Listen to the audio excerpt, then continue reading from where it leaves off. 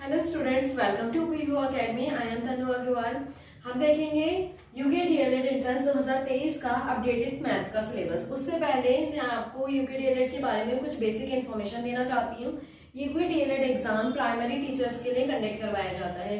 ये entrance exam है। इसके बाद 2 वर्षीय आपकी स्टडी करवाई जाएगी। उसके बाद आप एलिजिबल होंगे प्राइमरी स्टूडेंट्स को पढ़ाने के लिए। जैसा कि बीएड का फॉर्म आप सभी जानते होंगे, जैसे बीएड का एंट्रेंस करवाया जाता है, फिर उसके बाद आपकी स्टडी होती है और उसके बाद आप एलिजिबल होते हैं स्टूडेंट्स को पढ़ाने के लिए। इसी तरह से यूके डीएलएड का एग्जाम भी होता है। इसके बाद आपकी स्टडी होगी और उसके बाद आप एलिजिबल होंगे स्टूडेंट्स को पढ़ाने के लिए 5th तक। ये इसके बाद आपको गवर्नमेंट जॉब मिलने के भी बहुत ज्यादा चांसेस हो जाते हैं, क्योंकि बीएड के कंपैरिजन में यूके डीएलएड वालों को फर्स्ट प्रेफरेंस मिलती है जब जॉब वैकेंसीज आती हैं गवर्नमेंट की तरफ से।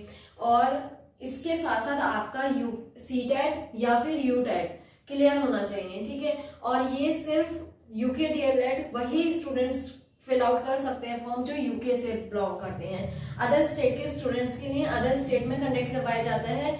ये फॉर्म सिर्फ उत्तराखंड स्टूडेंट्स के लिए ही है। तो मैं बता देती हूँ आपका ये फॉर्म कब आएगा। जैसे कि आपको पता है कोविड की वजह से ये फॉर्म हर 2 साल में आ रहा था। हर साल इसको नहीं निकाला जा रहा था, क्योंकि आपको पता है कि स्टडी काफी डिले चल रही थी। हमारे जो सेशंस हैं बहुत ज्यादा लेट चल रहे थे, लेकिन इस बार ऑफिशियल गाइडलाइन के अकॉर्डिंग ये फॉर्म आपका हर साल फिर से निकलेगा। तो इस साल की भी इंफॉर्मेशन ऑफिशियल नोटिफिकेशन के थ्रू दे दी गई है। आपका ये form 2nd week of March में निकल जाएगा। तो इसलिए आप अपनी प्रिपरेशन शुरू कर दीजिए और मई के 3rd सैटरडे को आपका ये एग्जाम कंडक्ट करवाया जाएगा। तो आपके पास अभी अच्छा खासा टाइम है, आप तैयारी कर सकते हैं बहुत अच्छी। तो मैं आपको बताऊंगी कि आपको कैसे तैयारी करनी है। इसमें कोई भी नेगेटिव मार्किंग नहीं होती है। जैसे कि इसमें आपको पता होगा कि 4 सब्जेक्ट्स आती हैं, मैथ्स, रीजनिंग, जीके और टीचिंग एप्टीट्यूड। चारों ही 50-50 मार्क्स की आती है और 50 क्वेश्चन ये पूछे जाते हैं। प्रत्येक क्वेश्चन 1 मार्क्स का रहता है आपका और कोई भी नेगेटिव मार्किंग नहीं है, जिसकी वजह से इसकी कट ऑफ भी काफी हाई रहती है। तो मैं आपके साथ सिलेबस डिस्कस करूंगी, उसका वेटेज किस टॉपिक से कितना क्वेश्चन का वेटेज रहता है और आपको कौन सी बुक को प्रेफर करना चाहिए इसके लिए। वैसे तो इसका पूरा सिलेबस आपको पीयू अकेडमी चैनल पे मिल जाएगा। फिर से एक नई सीरीज शुरू कर रही है। हमने लास्ट ईयर भी करवाई थी, लेकिन वो कंप्लीट नहीं हो पाई थी कुछ रीजंस की वजह से, लेकिन इस बार ऐसा नहीं होगा। आपका पूरा सिलेबस कंप्लीट करवाया जाएगा, इसलिए पीयू अकेडमी चैनल को सब्सक्राइब करना ना भूलें। तो जितना हम आपको पढ़ाएंगे उतना आपके लिए ट्रस्ट में सफिशिएंट होगा। तो इसलिए आप डेली जो क्लासेस आएंगी उन्हें फॉलो करें। लेकिन फिर भी अगर आप बुक परचेज करना चाहते हैं तो आप अरिहंत पब्लिकेशन की बुक ले सकते हैं। वो अच्छी रहती है, उसमें से काफी क्वेश्चंस भी आते हैं, डायरेक्ट क्वेश्चन भी पूछे जाते हैं। उसके क्वेश्चंस भी मैं आपको सीरीज में कवर करवाऊंगी।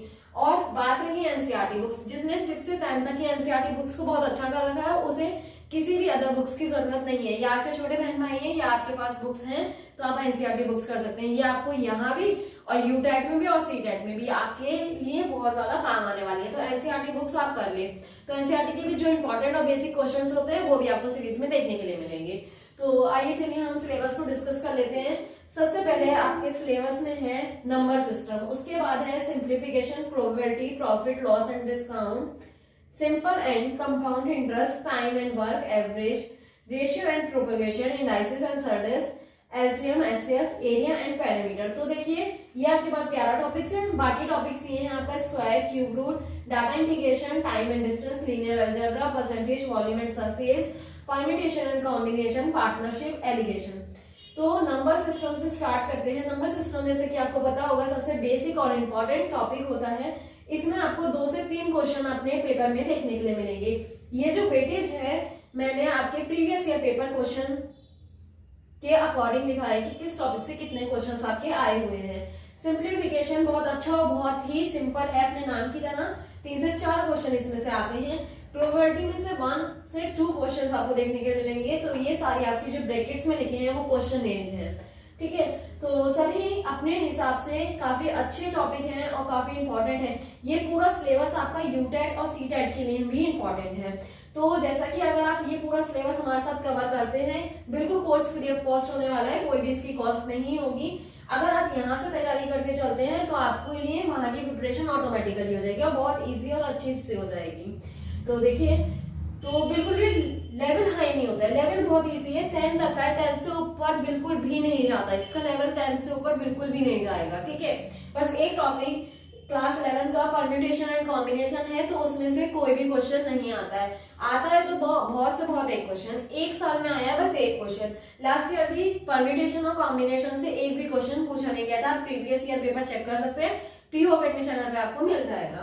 तो स्क्वायर एंड क्यूब रूट में से 2 से 3 क्वेश्चन आ जाते हैं, डाटा इंटीग्रेशन में से 2 से 3 क्वेश्चन आ जाते हैं, टाइम डिस्टेंस में से 1-2 क्वेश्चंस। तो इस तरह से सभी बहुत अच्छे टॉपिक हैं। एलिगेशन और परम्यूटेशन एंड कॉम्बिनेशन काफी ही ऐसे टॉपिक हैं जिसमें से कई बार एक भी क्वेश्चन नहीं पूछा जाता, बहुत से बहुत एक क्वेश्चन पूछ लिया जाता है। बाकी सभी बहुत इंपॉर्टेंट और इजी हैं, अगर मेरे से पूछा जाए तो बहुत इजी है। बस कुछ ही टॉपिक हैं जो स्टूडेंट्स को हार्ड लगते हैं। वो क्यों लगते हैं? क्योंकि वर्ड प्रॉब्लम्स काफी स्टूडेंट्स को प्रॉब्लम होती है, क्योंकि वो वर्ड क्वेश्चन तो पढ़ लेते हैं, ठीक है, बट उनसे इक्वेशन नहीं बन पाती। इक्वेशन बन जाए तो फिर तो क्वेश्चन खत्म है, फिर तो आप सॉल्व कर ही देंगे, तो वो चीज इजी हो जाती है। लेकिन इक्वेशन क्रिएट करना, ये चीज थोड़ी सी हार्ड हो जाती है स्टूडेंट्स के लिए, तो वो चीज थोड़ी सी कॉम्प्लिकेटेड है, वो आप मेरे साथ सीखेंगे, वो भी आपको इजी लगने लगेगी और बहुत अच्छे से समझ में आएगी। मैं आपको इस पूरे कोर्स में शॉर्ट ट्रिक के साथ क्वेश्चंस करवाऊंगी और होमवर्क से भी दिया करूंगी और शॉर्ट ट्रिक्स भी आपको मिलेंगी, इसलिए। और हमने अपना एक नया चैनल ओपन किया है मैथ्स विद तनु, तो वो आपको पीयू अकेडमी चैनल भी मिल जाएगा, उसे सब्सक्राइब करना ना भूलें, क्योंकि उस पर आपको मिलेंगी मैथ्स की बहुत सारी शॉर्ट ट्रिक्स। उस पर मैं शॉर्ट वीडियोस अपलोड करूंगी जिससे आपको बहुत ज्यादा हेल्प मिलेगी और आपको शॉर्ट ट्रिक्स आएंगी जिसकी वजह से आप ये विद इन अ सेकेंड कर पाएंगे। ऐसा होता है सिलेबस तो आपने कर लिया, आपको सब कुछ आ गया, मैथ्स या तो हो सकता है आपकी पहले से अच्छी हो या आपने कर ली, ठीक है, तो आपको सारे क्वेश्चन आते हैं, लेकिन वहां टाइम मैनेजमेंट की बहुत ज्यादा प्रॉब्लम हो जाती है। लास्ट ईयर में क्या हुआ था, बच्चों को मैथ्स का पेपर आता था, बहुत अच्छा पेपर आया था और बहुत इजी आया था, सबने आके मुझे बताया था कि मैम बहुत अच्छा पेपर आया, लेकिन हुआ क्या था, हुआ ये था कि काफी स्टूडेंट्स को टाइम मैनेजमेंट की प्रॉब्लम पड़ी थी। क्यों? क्योंकि एक सब्जेक्ट तो होती नहीं है, रीजनिंग भी टाइम लेती है, क्योंकि उसमें भी सॉल्व करना होता है, आपको दिमाग की जरूरत होती है। जीके में टाइम नहीं लगता है, चलिए, लेकिन फिर भी ऐसा होता है कई बार आप भूल जाते हैं, तो उसमें भी टाइम लग जाता है। टीचिंग एप्टीट्यूड भी ऐसे ही है, लेकिन फिर भी इन दोनों में टाइम कम लगता है, लेकिन मैथ्स और रीजनिंग में टाइम काफी आपका खर्च हो जाता है। तो टाइम कैसे मैनेज करें? टाइम ऐसे ही मैनेज करेंगे कि आपको शॉर्ट ट्रिक्स आनी चाहिए, जिससे आप विद इन अ सेकेंड में अपने क्वेश्चंस को सॉल्व कर सके, देखते ही उसका आंसर बता सके, देखते ही उसका आंसर लगा सके, तो आपकी यहाँ से टाइम सेविंग होगी, ठीक है। तो शॉर्ट ट्रिक भी बहुत जरूरी है। लास्ट ईयर बच्चे कहते थे कि मैम शॉर्ट ट्रिक हमारे लिए कॉम्प्लिकेटेड हो रही है, हम नहीं सीख रहे हैं, इससे अच्छा तो हमें डायरेक्ट आता है, डायरेक्ट कर लेंगे, वो बात ठीक है, लेकिन शॉर्ट ट्रिक्स इसीलिए हैं, अगर आप प्रैक्टिस करते रहेंगे और इसे सॉल्व करेंगे तो आपको बहुत अच्छी लगने लगेंगी। हाँ, आई नो, हमें स्कूल में हम करते हैं, हमें पूरा प्रोसेस लाइक प्रोसेस से करने की आदत होती है अपने क्वेश्चन आंसर, लेकिन वो चीज यहाँ अप्लाई नहीं होगी। अगर आप उस मेथड से करेंगे तो बहुत ज्यादा टाइम खर्च हो जाएगा आपका, और इतना टाइम तो आपके पास वहां होता ही नहीं है, जिसकी वजह से शॉर्ट ट्रिक्स आपको सिखाई जाएंगी। आप शॉर्ट ट्रिक्स की प्रैक्टिस कीजिएगा, मेहनत कीजिएगा, आपको शॉर्ट ट्रिक खुद पसंद आने लगेंगे और आपको बहुत इंटरेस्ट भी आएगा शॉर्ट ट्रिक्स में, और जिसकी वजह से आपका टाइम सेव हो पाएगा। और पेपर को कैसे अटेम्प्ट करके आना है, टाइम मैनेजमेंट कैसे करना है, ये सब भी आपको आने वाली वीडियोस में पता चलेगा। इसके बाद आपके साथ मैं रीजनिंग, जीके, टीचिंग एप्टीट्यूड सभी का सिलेबस शेयर करूंगी, और साथ ही लास्ट ईयर्स में जो आपकी कट ऑफ रही है वो भी आपके साथ शेयर करूंगी, और आपको बताऊंगी कि आपको अपनी प्रिपरेशन कैसे करनी है, जिससे कि आप बहुत अच्छी प्रिपरेशन अपनी कर सके और टाइम से आप अपनी तैयारी को कंप्लीट कर सके, रिवीजन कर सके और अच्छे से पेपर देके आ सके, और पेपर में कुछ भी ना छोड़े, इसके लिए भी मैं आपको टिप बताऊंगी, टिप्स दूंगी, जिसकी वजह से आप अपना टाइम मैनेजमेंट बहुत अच्छे से कर सके। अगर आपको वीडियो पसंद आया हो तो प्लीज लाइक करें, शेयर करें और कमेंट करना ना भूलें। अगर कोई भी प्रॉब्लम है आप कमेंट करके हमसे पूछ सकते हैं। प्लीज पीयू अकेडमी चैनल को सब्सक्राइब करें और मैथ्स विद तनु को, और मेरे इंस्टाग्राम पेज पे भी मुझे फॉलो कर सकते हैं, maths with Tanu. Thanks for watching.